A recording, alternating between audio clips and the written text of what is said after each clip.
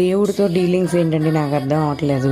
దేవుడితో బిజినెస్ చేస్తున్నారా అని కామెంట్స్ పెడతారు.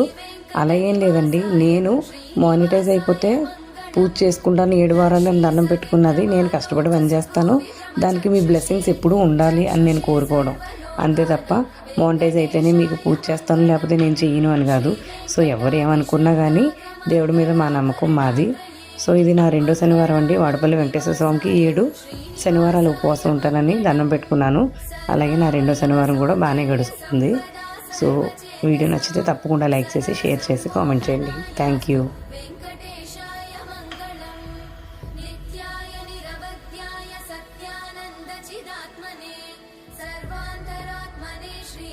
వెంకటేశాయ మంగళం స్వతః సర్వవిదే సర్వశక్తయే సర్వశేషినే సులభాయ సుశీలాయ వెంకటేశాయ మంగళం.